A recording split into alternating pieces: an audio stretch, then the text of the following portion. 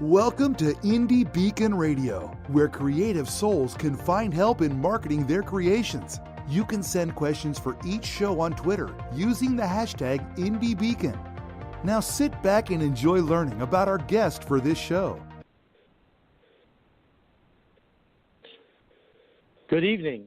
This is Joe Willis, and I'm excited to have Ransom Grey with us this evening to talk about his writing career and his new book. Ransom, how are you doing tonight? Hello. Good to have you with us this evening. This is Joe Willis. Yes, sir. Thank you for having me. Well, you're certainly welcome. We're excited to have you with us tonight, and I'd love to start out just by having you tell us a little bit about yourself and your background and what drew you to write this book. Awesome. Yeah. So, yes, my name is Ransom Grey. That is a pen name. I'm currently a graduate student living in Virginia, 23 years old. Grew up in Texas, lived there all my life, just came to college up in Virginia. And I think what really got me started into writing was how much I loved reading. Just as a child, sure. I would read for hours, hundreds and hundreds of pages every year. I kept book journals, like what I thought of the books and what I wanted to read next, things like that. And I just fell in love with literature. And then as I got into high school, my older sister actually was a literature major in college, and she started teaching me a little bit about writing, both creative and non-creative. And I just fell in love with it and started writing some short stories and stuff on my own, which led ultimately to me writing this novel, When Stars Go Out. And tell me about When Stars Go Out. What's the novel about? It is a Christian dystopian novel aimed at the high school age range. What's interesting about this dystopian take on dystopian, I guess, would be it's not set after the fallout, like many dystopian novels are. It's the build-up to the fallout. So it's kind of the story behind. Yes, exactly. But so it sort of tells how it got there. Yes, exactly. It feels modern. You know, it's not people aren't living under bridges or anything like that. It feels like it could happen today. But things are off. Things are strange. You can tell something's happening, something's not right, something is coming, but it just hasn't hit yet. Okay, and tell us a little bit about the main character, your protagonist. Yes, his name is Reed. He's 18 years old, originally from Southern California, and he is part of the great reorganization operation that the government has launched as the next phase of government education. It is a relocation program that takes teenagers from their homes and locates them into different compounds around the country to re-educate them in the name of vocational education and work experience and things like that. And the story follows Reed, who does not want to be involved in this program, fights it as hard as he can, hates everything about it, but he can't help it. He's enveloped in bigger events. So talk to me a little bit about your interest in combining Christianity and fiction together. Why did you find that interesting? Well, I was raised in a Christian home, so my faith was very important to me. And I was taught when something is valuable and when it really matters to you, you take every opportunity that you can to work that into whatever you do and to do it well. So as I fell in love with writing, I wanted not just quality literature, but literature that had a greater purpose, literature that spoke about what was important to me, and literature that would encourage or edify others. What do you think about trying to find that balance between the fictional aspect of it versus involving the religious aspects of a book like this? You know, mixing those two elements. Excellent question. Yes. Okay. I have read quite a bit of both Christian and non-Christian fiction, and there is a definite, I guess you'd call it a stigma in the culture about Christian fiction, and that it's just so busy being Christian that it's not quality literature, or it comes across as cheesy or something like that. And that's one side of the scale. And obviously the other side is to eliminate faith from it at all in the name of creating a quality storyline or something like that, making it relatable. But I think there is a balance, kind of like what you were hinting at, where a story can have Christian elements and Christian characters without being a quote-unquote inherently Christian book, where it's, you know, there's a sermon on every page or uses Christian lingo or something like that. Right, like that.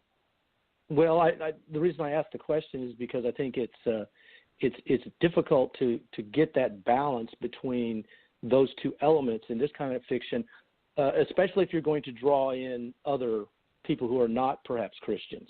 And so speak to that challenge a little bit as you're writing this book and talking about it with you know, your audience. Yeah. So my perspective on the issue kind of shifted as I grew older, because I initially started writing this book when I was 15, finished it when I was 16, and then did a lot of editing and revisiting in the years since. So initially it started out as sort of a redemption story. You could see what was going to happen at the beginning kind of thing with the Christian principles, and you could see where it was going. But then the more I worked on it, the more I felt like it would be interesting to present Christianity not from a Christian perspective, but from a cultural perspective. And so Reed, as the main character, is not a believer. He's not a Christian. And his first encounter with Christians, he's skeptical.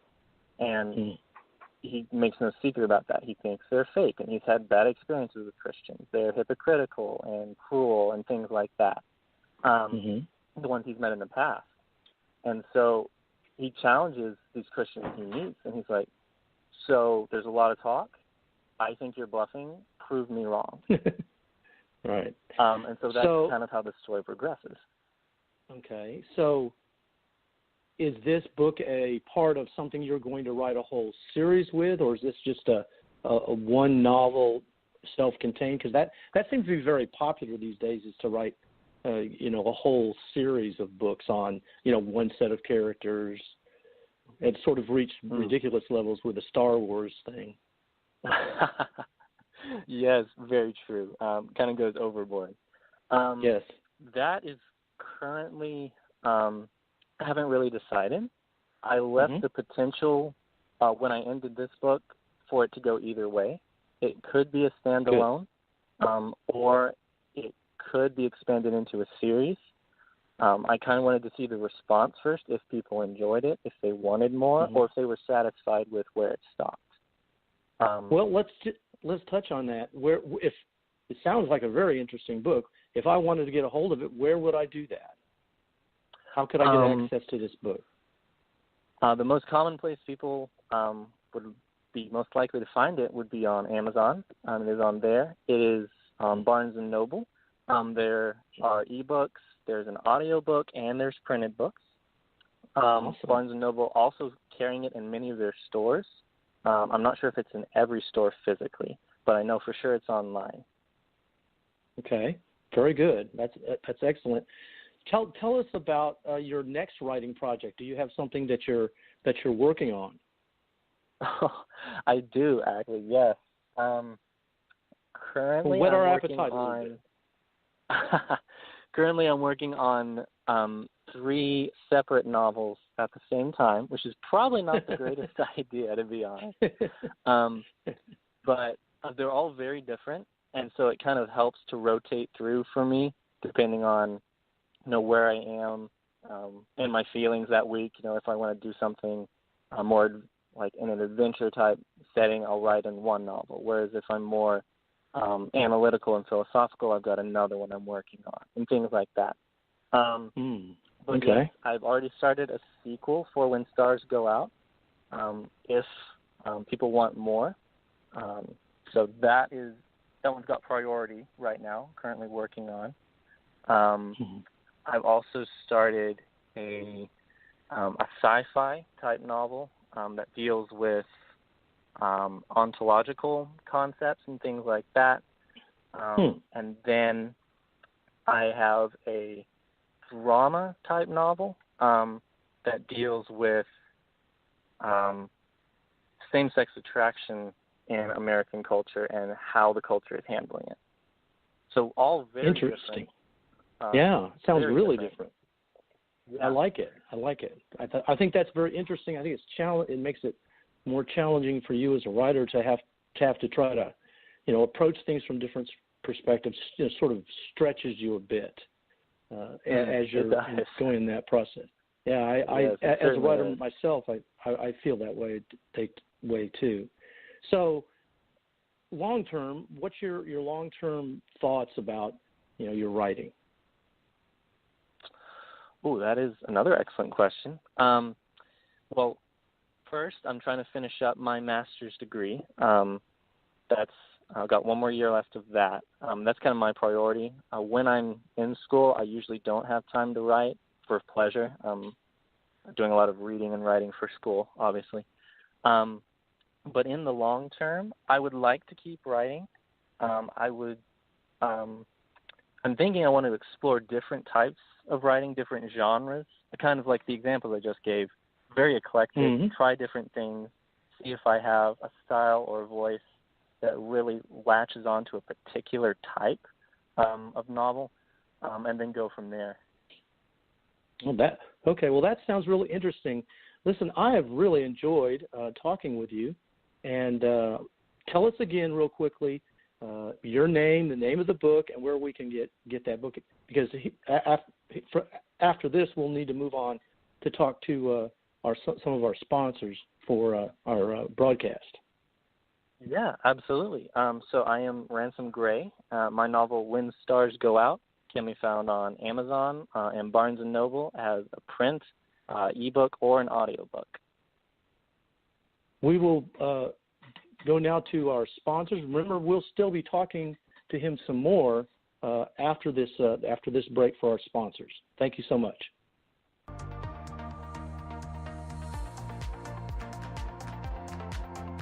Gatekeeper Press is a full-service publishing house and distribution aggregator that prides itself on offering the highest quality self-publishing services in the industry. Gatekeeper authors earn 100% of their proceeds, retain 100% of their rights, and work one-on-one with their own author manager who delivers a 100% author-centric hand-holding experience. In addition to working with individual authors, Gatekeeper Press works behind the scenes for publishers of all sizes, and due to its efficiency and quality, also white labels its service to other self-publishing companies. Gatekeepers Press' mission is to open the gates of the book publishing world by offering the highest quality services at affordable prices. To learn more or to read some of the testimonials, go to gatekeeperpress.com. Love to read? Love to meet authors in person? Then check out bookfestival.network to find a book festival in your region of Texas. We are adding book festival events throughout the year, so sign up to get notices and even a coupon towards purchase of a Texas author's book. Sign up at bookfestival.network. In Becker Circle by Addison Brea, Jillian starts fresh with a new degree, perfect job, in her own trendy Dallas apartment. She never dreamed the second chance could threaten her dignity and her life. Watch the trailer and read more on addisonbrea.com, addisonbrae.com. Becker Circle is available on all online retailers. Do you love to read great new ebooks? Visit ebg247.com. Be the first to discover the next bestseller. At ebg247, we have the web's largest selection of great new book reads, from that amazing new fiction or nonfiction to horror, romance, and fantasy. We even have today's best children's books. That's ebg247.com. New books arrive daily, and all ebooks start at just 99 cents. If you love to read, then you'll love ebg247.com. Low prices, large selection, and an easy-to-use website. It's all only at ebg247.com. Welcome to Indie Beacon Radio, where creative souls can find help in marketing their creations. You can send questions for each show on Twitter using the hashtag IndieBeacon. Now sit back and enjoy learning about our guest for this show. All right. Well, we're back with Ransom Grey, and it's a pleasure to have you with us. And I'm looking forward to hearing some more about your book. And specifically, I wanted to know what's your process. How do you go about developing a script, a book, a novel from just the idea, that blank screen to a finished product? What's that like for you? For me, it started out with just the basic skeleton of the story, kind of the beginning, some main events in the middle, and then the ending. And I started writing from there, just first couple chapters. And as I went, side plots would occur to me as I wrote and worked themselves in and built the body of the story, which was great when writing. You had that rush, that adrenaline that comes with a new realization of something that could happen or a plot twist. Right. But it made the ending very difficult, trying to wrap up all the loose ends at the same time, that it all developed differently. Right. That's how my process works. I'm not sure that's exactly the best way, but for me, that's what kept the creative juices flowing. Well, I think in a situation like this, whatever your process is your process. So, it's one of those things, this is how you do it, and somebody else might do it completely differently. For example, in my writing, I always start with the ending. And I write the ending out. I start with I know that's weird, but I start with the ending, and then I get that down in my mind, and I write the ending, the actual last chapter, and then what I attempt to do is go to the beginning and write to that. That's fascinating. And what ends up happening is that about halfway through, I realize, well, maybe that's not the ending I'm going to have, and it keeps me going to kind of play with that. So I think every writer has their own unique approach. Now, in case someone just joined us, why don't you tell us again about your book? Tell us where we can get a hold of it and, its availability, because they may have just joined us after the break. Right. So my novel is called When Stars Go Out. It can be found on Amazon and Barnes & Noble in print format, ebook, and audiobook. And it is a Christian dystopian novel that deals with the build-up toward a cultural fallout in the United States of America. So describe for me, without giving away too much, what do you mean by a cultural fallout? That's a tickler. I'm a little bit curious what that means. I don't want you to give the story away, but. Oh, right. Basically, in the novel, I deal a lot with cultural issues. The protagonist is a teenager, so very caught up in the culture and what's going on, and the build-up is the increased investment that the characters have in the culture, and then I can't say much without giving a lot away, but that disappears. Let's not do that. Yeah. Okay. Yes. Well. So. Yeah. Well, I understand. You don't want to give away too much, because then there's no point in picking the book up. Right. So, talk to me a little bit about some authors that you really love, that some people who really influenced you as a reader, because I think that's always a fascinating travel.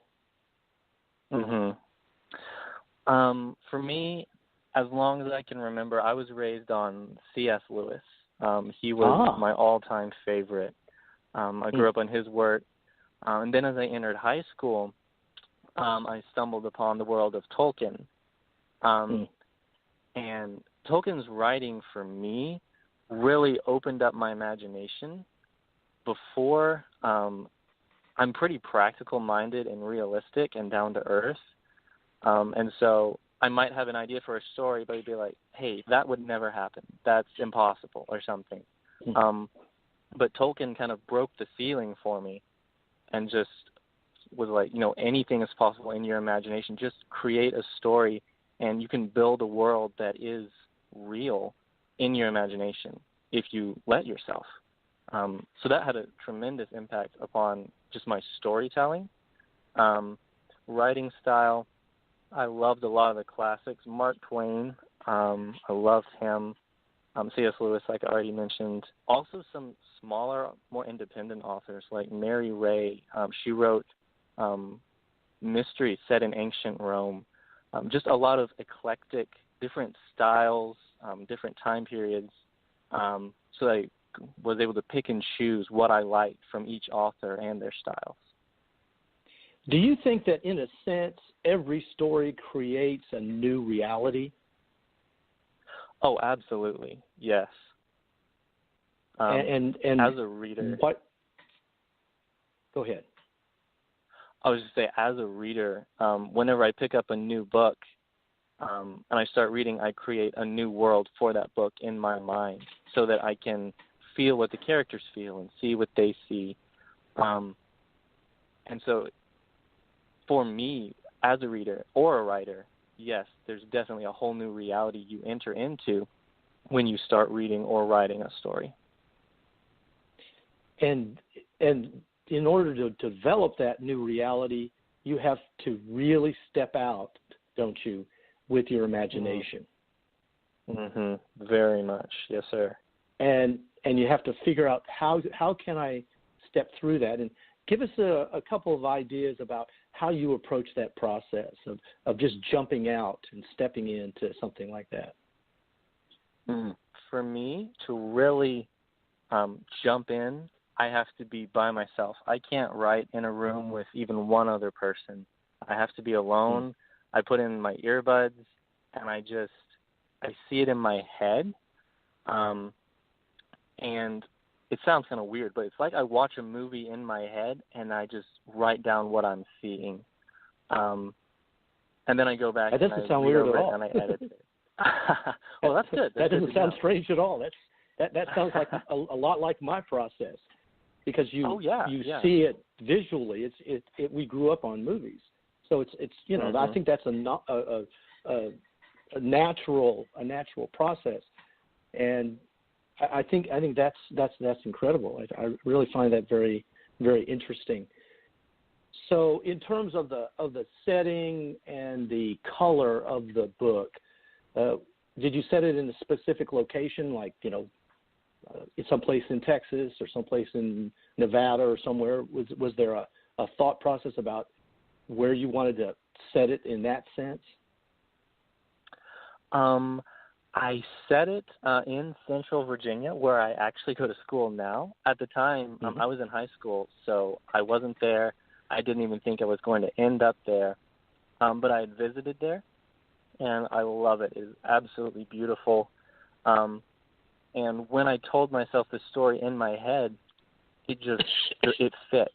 The setting, the mountains, the weather, it was all exactly what the story needed. And so it just made sense to put it there. Do you find that when you've created that world, that when you write something that doesn't fit, it immediately sort of dings out at you? 100%, yes, sir. It's very good. In my own writing, I find that once I get a world established, kind of a fail-safe in a sense, because you go, oh gosh, that just doesn't fit, got to stop. figure out where I'm outside the boundaries of the process. So it has been wonderful, Ransom, to have you with us. I would love it if you would give us one more time, title, where we can get your book, and I have enjoyed being with you so much. Thank you for joining us tonight. I really appreciate it. So give us that one more time. Absolutely. The novel is called When Stars Go Out by Ransom Grey. It is available on Amazon and Barnes & Noble in a variety of formats. And thank you so much for having me on the show tonight. I really enjoyed getting to talk with you. It's been a pleasure. It's been a real pleasure to have you with us, and I wish you great success with the book. And I hope that we'll see some more books from you down the road, because you sound like a talented guy. And I'm going to have to go out now and buy this book because you've got me hooked a little bit. Thank you so much for your time this evening. Yes, sir. Thank you. The Middle East continues to be a political hotbed. Author James E. Doucette's new novel, The Last Assassination, takes you into a web of intrigue and deceit. The findings shock the Washington establishment and will jolt the reader. Available at your favorite bookstore or at books.txauthors.com. Award-winning children's author Maria Ashworth has written books that deal with today's issues for children like bullying, friendship, blended families, love, and acceptance. Her recent release, Sushi Kitty, and other works can be found at mariaashworth.com or books.txauthors.com. Connect with her on Facebook and Twitter for speaking events and presentations. Have you ever thought what you would do if you had to put your life on hold to parent your parents? Charlotte Cannon has lived the journey caring for 3 parents with dementia, Alzheimer's, and Parkinson's. Her book, You Have to Laugh to Keep from Crying, How to Parent Your Parents, is a survival guide for adult children caring for aging seniors. Her book is available at books.txauthors.com, Amazon, and your favorite bookstore. With only 2 golden rings, 10 days worth of supplies, and the guidance of an old redwood tree, Toby and Cameron Hunter begin the journey of a lifetime. Get your copy of The Guardian by L.M. Nelson, available as a paperback or an ebook at your favorite bookstore now. For fans of paranormal romance comes this riveting young adult novel, Scythe of Darkness. Written by Dawn Husted, is both bold and irresistible. Thrust into a sinister world with a deadly desire, this Grim Reaper romance is a book you won't be able to put down. Available at your favorite bookstore or at books.txauthors.com. Thank you for listening to Indie Beacon Radio, where creative souls can find help in marketing their creations. To learn more about Indie Beacon services, to be a guest on the show, or to advertise on our show, please visit our website at indiebeacon.com.